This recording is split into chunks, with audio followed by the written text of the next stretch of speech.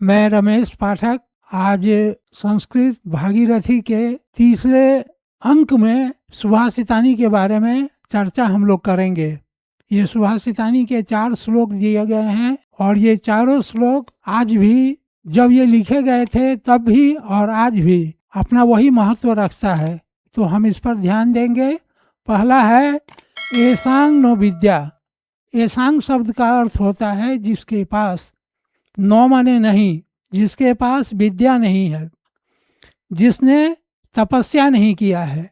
अब तपस्या जैसे छात्र है, छात्र का पढ़ना क्या है? तपस्या है। न दानंग, दान नहीं दिया, न ज्ञानम, उसके पास ज्ञान नहीं है, उसका शील स्वभाव भी अच्छा नहीं है, उसके पास कोई गुण नहीं है और वो अपने धर्म का पालन नहीं करता है। जैसे छात्र हैं, छात्र का पढ़ना क्या है? धर्म है। कोई रक्षक है, गार्ड है, उसका काम क्या है? रक्षा करना है, लेकिन जब वही उसका धर्म है तो वो उस पर ध्यान नहीं दिया। ऐसे ते माने वे सब, वे लोग मृत लोके, ये संसार जो है वो मृत लोक है। यहाँ सबों को मरना पड़ता है, सबको मरना है। भूवि भार भूता, ऐसे लोग इस भूमि के क्या हैं? बोझ हैं, भार हैं।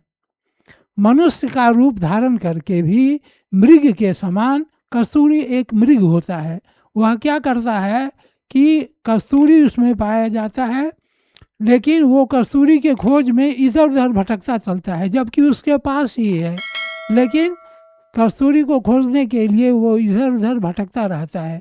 तो ऐसे मनुष्य जिनके पास विद्या नहीं है, जिसके पास तप नहीं जिसने किया, जिसके पास जो दान नहीं किया, जिसके पास ज्ञान नहीं है, जिसका शील स्वभाव अच्छा नहीं है, जिसके पास अच्छे गुण नहीं है और वो अपने धर्म का पालन नहीं करता है, ऐसे मनुष्य, इस तरह के लोग इस मृत्यु लोक में भूमि के बोझ हैं, भार हैं।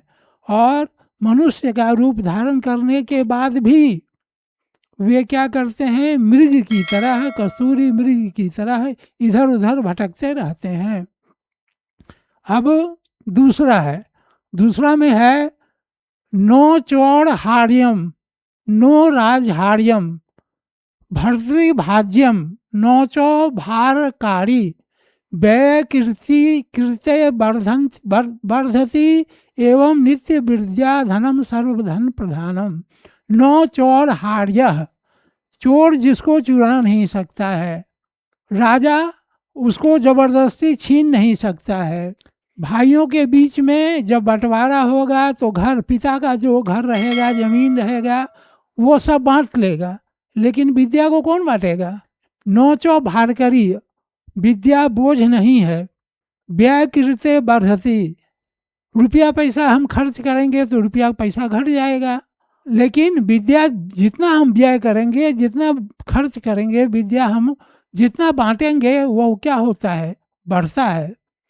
एवं नित्य विद्या धन सर्वधन प्रधानम, और ये नित्य रहता है, इसीलिए विद्या धन को सभी धनों में प्रधान माना गया है।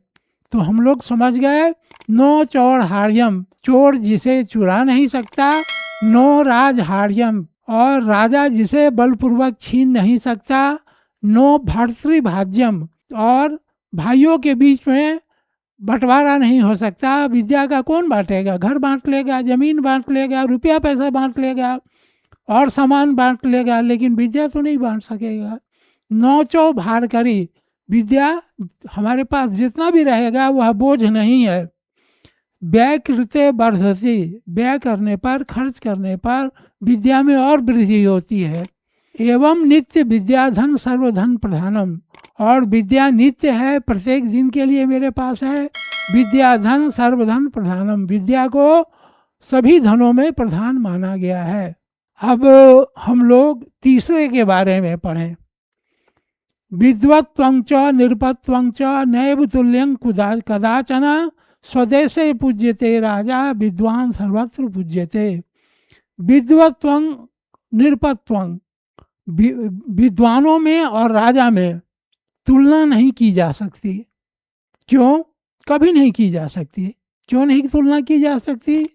स्वदेशे पूज्यते राजा, राजा अपने ही देश में पूजा जाता है और विद्वान की पूजा सभी जगह होती है।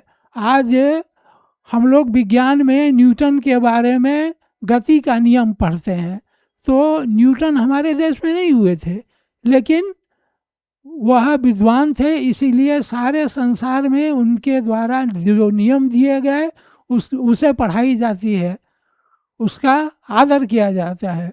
तो विद्वान और राजा के बीच तुलना नहीं की जा सकती।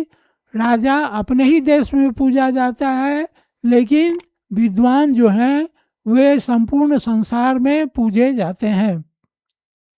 और अब चौथा हमारा जो भारतीय सभ्यता है वह विश्व बंधुत्व के आधार पर बना है।